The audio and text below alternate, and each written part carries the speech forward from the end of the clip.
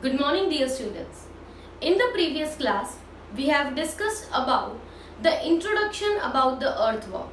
We have discussed about various morphological characteristics of the earthworm. हमने earthworm के characteristics की बात की थी that they are reddish brown in color and the body of the earthworm is divided into about 100 to 120 segments which are known as metamers. इसके अलावा हमने देखा था that the two most common species of earthworm found are Ferritima and the Lumbricus. In the morphology, we said that earthworms have a cylindrical body, and this cylindrical body, dorsal side, will be detected or identified by the presence of a mid-dorsal blood vessel. Whereas on the ventral side there were presence of genital pores, the pores through which the reproductive cells can be released out. Okay, so they have presence of genital pores on the ventral side. There was a female genital pore and a male genital pore. The female genital pore was only one and located in the mid-ventral 14th segment, whereas the male genital pores were a pair, and this pair was located on the ventrolateral sides on the 18th segment. So that was male and female genital pore, apart from which they have nephridiopores for excretion. The whole body has presence of small bristle-like structures called setae, which are embedded in the epidermal pits, and setae were for the locomotion. The segment number, initial segment, 14th segment, that will be having presence of a structure called clitellum. This glandular clitellum will be secretory in nature, and clitellum divides the earthworm into three parts: preclitellar, clitellar and the postclitellar. The first segment in the body of earthworm is known as the peristomium, in front of which was a prostomium.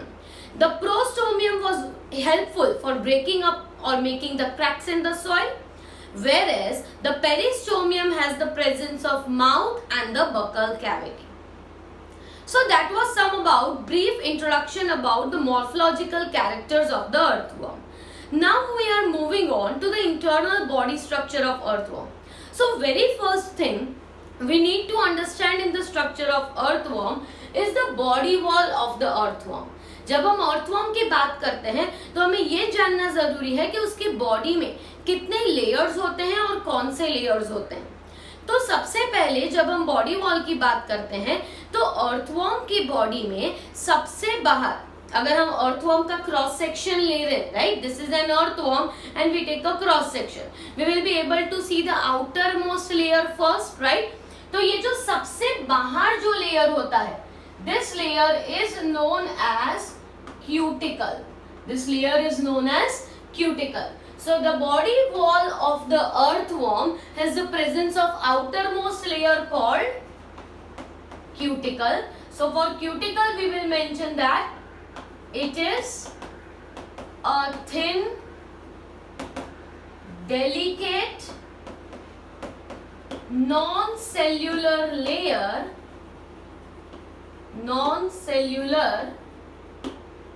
outermost layer, and it is secreted by underlying epidermal cells.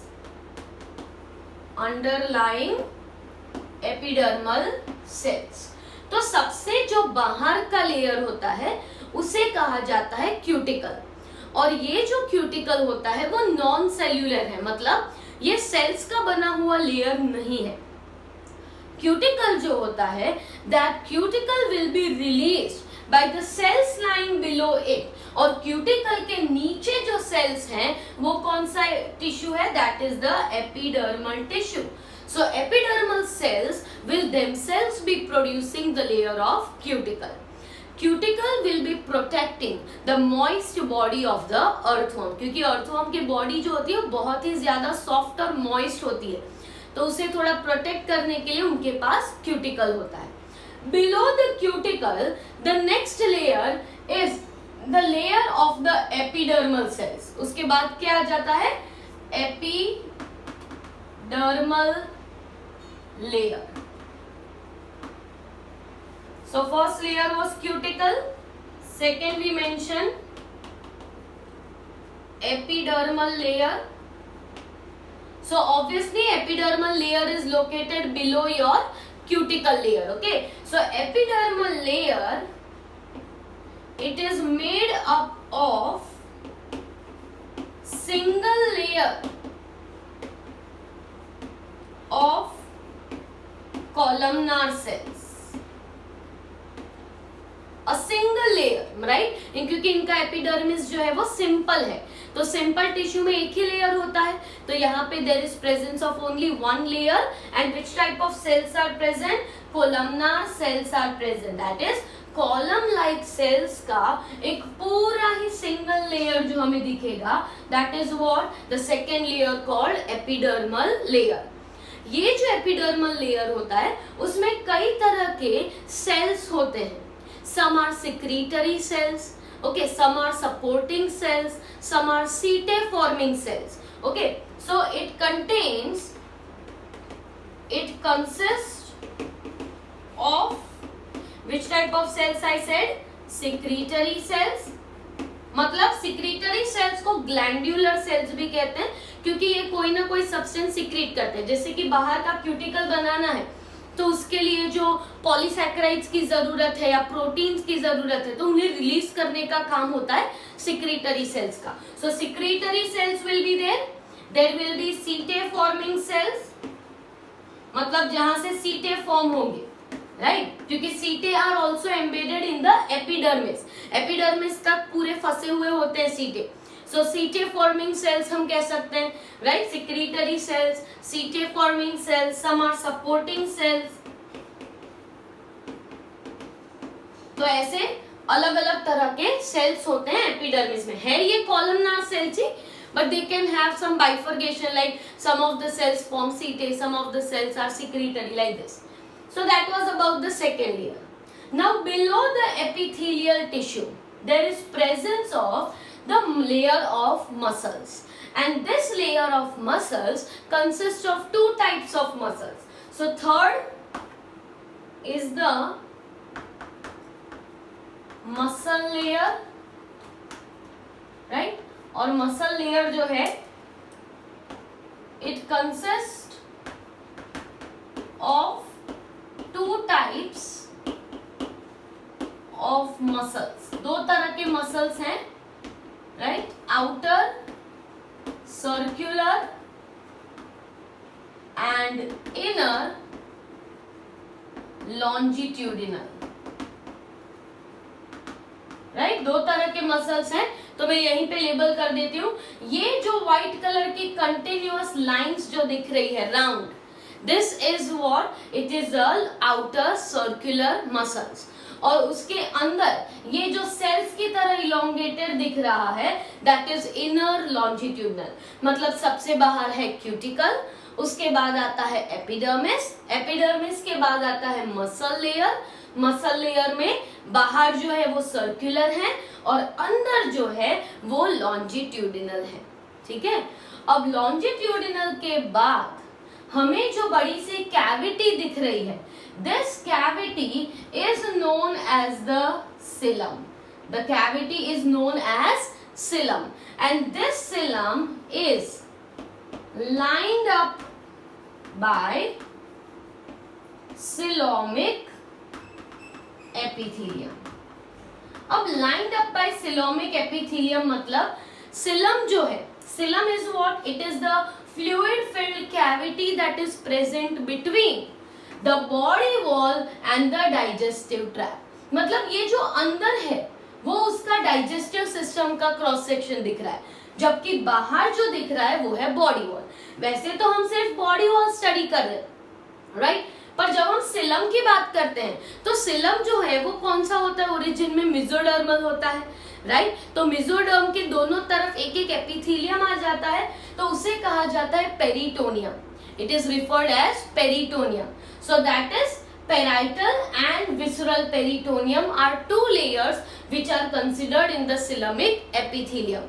बाहर जो है उसे कहा जाता है parietal peritoneum और अंदर जो है उसे कहा जाता है visceral peritoneum. और ये पेरिटोनियम के अंदर ये जो पार्ट दिख रहा है, this is the region of intestine. क्योंकि इसमें बहुत से फोल्ड्स दिख रहे हैं ना, मतलब फोल्डिंग स्ट्रक्चर किस में होता है, इंटेस्टाइन में होता है. इसलिए ये हम कह सकते हैं कि ये जो हमने क्रॉस सेक्शन लिया है वो क्रॉस सेक्शन किसका है, पूरा ही बॉडी वॉल से हमने जो क्रॉस सेक्शन लिया है वो इंटेस्टिनल रीजन से लिया है. इसलिए जो इंटेस्टाइन्स यहाँ पे आते हैं वहां पे हमें ऐसे फोल्डेड स्ट्रक्चर दिखते हैं. फोल्ड्स क्यों होते हैं, obviously for rapid absorption of the food. ठीक है, और उसे कहा जाता है typhlosole. The folded structure is referred as the टिफ्लोसॉल.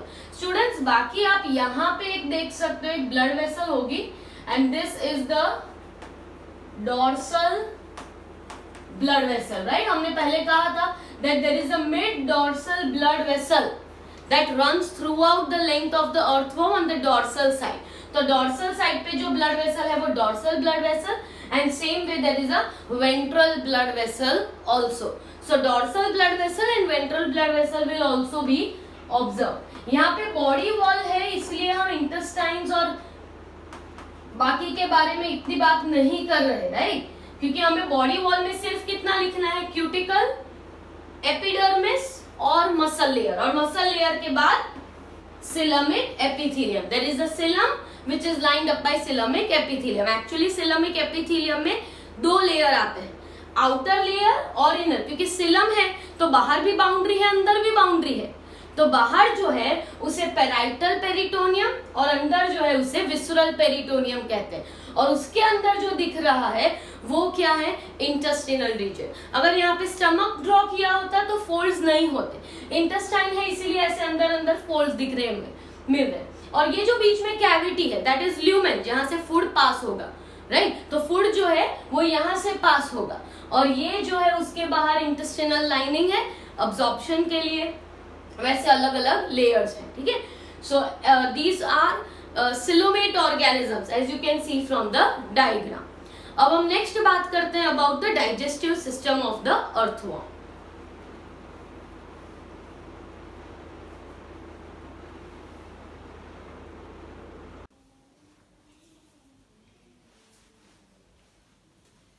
So the next topic that we are going to now discuss is about the alimentary canal of earthworm.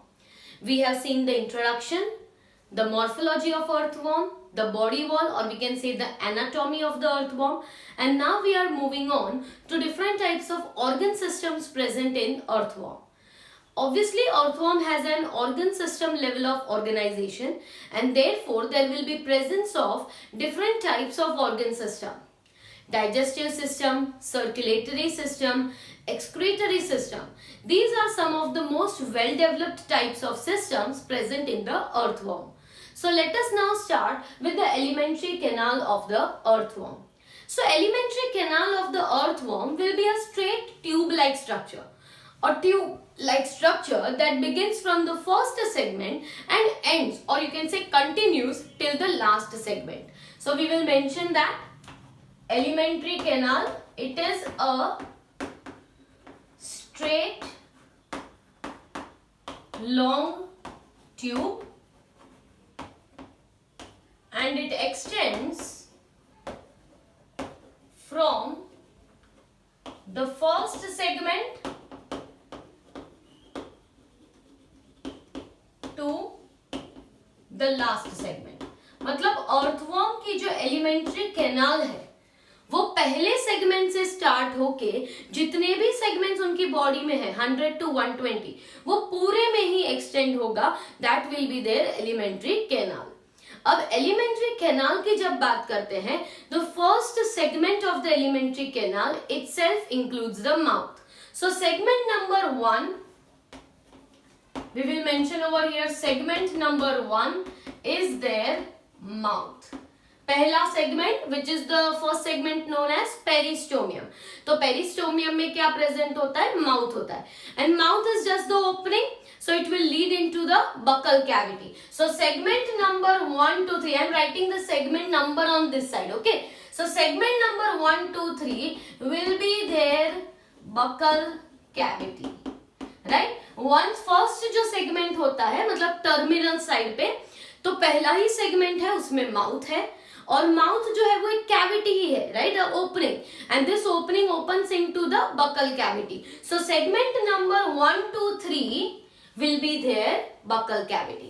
So we will first mention that this first region will be the mouth and the next regions will be the buccal cavity. Now after the buccal cavity comes the segment number 4, and the segment number 4 is the structure called pharynx. So here we will mention that after the buccal cavity we have segment number 4, and segment number 4 में क्या होता है? pharynx.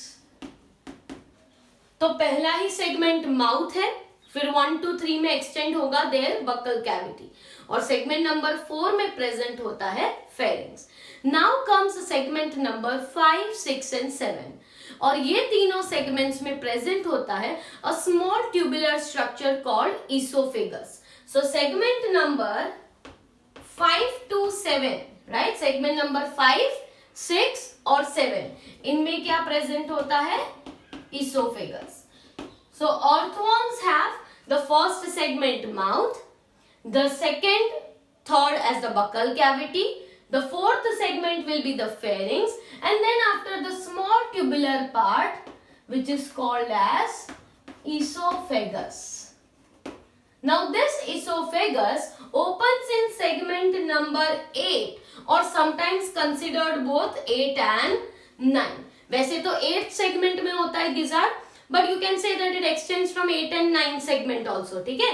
तो 8 और 9 segment में present होता है एक structure जिसे कहते हैं gizzard. अब gizzard क्या काम करता है? तो earthworms के पास तो teeth नहीं होते for grinding of the food. So gizzard is such a structure that helps in grinding the soil particles and the decaying leaf. तो जो सॉइल होता है, whatever they consume as food, right, soil particles they consume, फिर उसमें जो भी dead organic matter है, कुछ लीव्स हैं, डिकेइंग लीव्स हैं, इन्हें जिन्हें जो भी चीज ये एनगल्फ करते हैं उसे ब्रेक करने का काम करता है gizzard, because gizzard has presence of chitinous teeth like structure. Chitin के बने हुए टीथ जैसे रीजन होते हैं जिसकी वजह से वो उन्हें ब्रेक कर सकते हैं. For the breakdown of the food particles they have gizzard. So again segment number 1 was mouth, segment number 1 to 3 extends as the buccal cavity, segment number 4 is the pharynx part, 5, 6 and 7 is the esophagus part, and after that segment number 8 or you can say 8 and 9 is which part? Gizzard part. अब आ जाते हैं that from segment number 9 to segment number 13 there will be presence of the next, or you can say 14th. Okay, तो 14th segment तक होता है stomach. So segment number 9 to 14 what will be present? The stomach. Okay, तो mouth, buccal cavity, pharynx, gizzard, pharynx, esophagus, gizzard, and then they have the stomach. अब ये जो stomach है, that will be having presence of, stomach has the presence of calciferous glands. Now this is very very important. Stomach में एक specialized glands होती हैं जिन्हें कहते हैं calciferous glands, और ये जो calciferous glands हैं they are responsible for neutralizing the humic acid that is present in humus. Humus जो है that is decayed organic matter and soil जब मिक्स होता है तो उसे कहा जाता है ह्यूमस। और अर्थवर्म ये ह्यूमस को ही कंज्यूम करते हैं। अब जब ये ह्यूमस को कंज्यूम करते हैं as a food, soil is acidic, right? तो एसिडिक होने की वजह से उनको न्यूट्रलाइज करना पड़ता है and that is done by the calciferous gland, right? What is the food for them? Food is organic matter plus the soil particles, यही होता है उनका फूड, राइट? तो ऑर्गेनिक मैटर और सॉइल पार्टिकल्स जो है या डेड लीव्स हैं, इनको एंगल्फ करता है। इसमें एसिड्स होते हैं जिन्हें न्यूट्रलाइज किया जाता है by the calciferous glands. So that was till the stomach. तो इसोफेगस के बाद हम यहाँ पे मेंशन कर देते हैं this is the gizzard and then after is the region of the stomach. Now comes from the segment 15th onwards लिख देती हूँ, ठीक है? onwards क्योंकि 15th to जितने भी सेगमेंट है 100 है तो 100, okay? So 15th onwards a whole system is what? It is the intestine. 15 onwards जो पूरे ही सेगमेंट्स हैं वो सब क्या है? इंटेस्टाइन्स ही रहेगा, ठीक है? तो अब ये जो इंटेस्टाइन होता है उसमें at the segment number 26 there is presence of some projection like structure on either side, okay?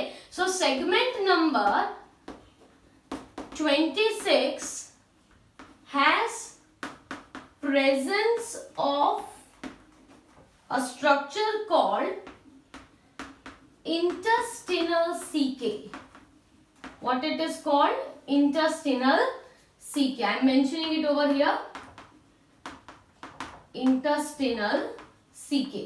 Intestinal caeca जो होता है that is responsible for releasing some enzymes, and these enzymes are carbohydrate digesting enzymes, protein digesting enzymes, right? तो ये जो enzymes होते हैं, जैसे हमारी बॉडी में ग्लैंड्स होते हैं जो एंजाइम्स रिलीज करते हैं, same way here there is an intestinal caeca projection like structure that is responsible for releasing the enzymes, and these enzymes will be converting the complex substances into the simpler absorbable form. So they release enzymes that convert complex substances in the food to simpler absorbable form. तो simple absorb हो सके इस form में convert कौन करता है? The enzymes of the intestinal caeca. Now from this segment onwards, ये जो है सेगमेंट नंबर 26, इसके आगे से सारे ही सेगमेंट्स में जो डॉर्सल साइड होती है इंटेस्टाइन की, उसमें बहुत सारे फोल्ड्स होंगे, and these folds are known as typhlosole. So from here, from this segment, leaving last 23 to 25 segments, there are several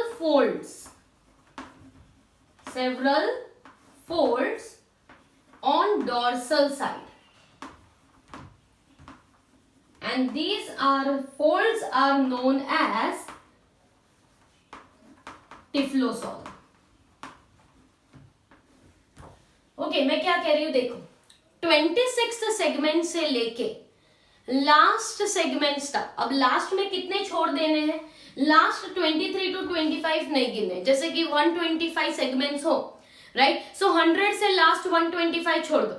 सो 26 से लेके 100 सेगमेंट तक there will be presence of the folds on the body. क्या मैं कह रही हूं? 26 से लेके 100 तक, क्योंकि लास्ट 23-25 सेगमेंट्स में नहीं होता फोल्डिंग, ठीक है? तो बाकी के सारे जितने सेगमेंट्स रहे 26 से लेके 100th सेगमेंट तक, इनकी बॉडी में क्या होते हैं? फोल्ड्स होते हैं, और इन फोल्ड्स को क्या कहा जाता है? टिफ्लोसॉल. टिफ्लोसॉल जो है, these are the foldings of the intestine, and what are they for? So we simply know increasing the surface area for rapid absorption of the food, so that the food can be absorbed in this region. तो 26 के आगे जितना reason है उसमें तो fold हुए नहीं, मतलब 15 से लेके 25 तक फोल्ड्स नहीं है, तो उसे हम क्या कहेंगे, that will be known as pre typhlosolar. Pre typhlosolar क्यों कहा, क्योंकि 15th सेगमेंट से इंटेस्टाइन स्टार्ट हो रहा है पर 15 से 25 तक कोई भी फोल्ड्स नहीं है, तो प्री टिफ्लोसॉलर। ठीक है, उसके बाद 26 से लेके फोल्ड स्टार्ट हुए कहां तक, 100 तक, तो 26 to 100 विल बी व्हाट, टिफ्लोसॉलर। और लास्ट जो सेगमेंट बचे, लास्ट 23-25 सेगमेंट्स, उन्हें क्या कहेंगे, post typhlosolar. So typhlosole divides the intestinal tract into pre typhlosolar, typhlosolar and the post typhlosolar, which we have one drawn over here, right? क्योंकि हम उसे draw नहीं कर सकते, तो यहाँ पे इसे हम मेंशन कर देते हैं, these are the foldings, that is टिफ्लोसॉल। ये जो प्रेजेंट है, these are small lymph glands, okay, इनकी बॉडी में lymph glands भी होते हैं, समझ रहे हैं? यहाँ पे बहुत ही इंपॉर्टेंट पॉइंट मैंने कहा है, 26th सेगमेंट में क्या प्रेजेंट है, इंटेस्टिनल सीके, जो एंजाइम्स रिलीज करता है डाइजेशन के लिए। 15 से लेके 25 तक फोल्डिंग्स नहीं है, तो वो क्या हुआ, प्री टिफ्लोसॉलर। 26 से लेके 100 तक फोल्डिंग्स होंगे, तो उसे क्या कहेंगे, टिफ्लोसॉलर। और लास्ट 23-25 सेगमेंट्स में कुछ नहीं है, उसे क्या कहेंगे, post टिफ्लोसॉलर। And this is waste is removed through the last segment called anus. Anus जो है that is a small aperture. Aperture मतलब एक छोटा सा opening है, और through that opening the waste will be eliminated and anus will be present in the last segment. ठीक है, तो यहाँ पे हम mention करते हैं elementary canal एक straight long tube है। elementary canal पहले से लेके last segment तक continue होता है। एलिमेंट्री कैनाल में पहला सेगमेंट माउथ है जो ओपन होता है into buccal cavity, segment number 2-3 आ गया। सेगमेंट नंबर 4 जो है वो फेरिंग्स है। सेगमेंट नंबर 5 में आएगा उनका इसोफेगस, 5, 6 और 7। सेगमेंट नंबर 8 में आ जाता है गिजार्ड, 9 to 14 में आ जाता है stomach, 15th segment onward start हो जाता है इंटेस्टाइन। ठीक है, 15th से लेके 25 तक बाहर डॉर्सल वॉल में फोल्डिंग्स नहीं है, और उसे क्या कहा जाएगा, प्री टिफ्लोसॉलर। 26th से सेगमेंट से हम कहेंगे टिफ्लोसॉलर, क्योंकि उसमें फोल्ड्स हैं। ठीक है, और लास्ट जो 23-25 सेगमेंट्स बच गए उसमें भी फोल्डिंग्स नहीं है, उन्हें कहेंगे पोस्ट टिफ्लोसॉलर।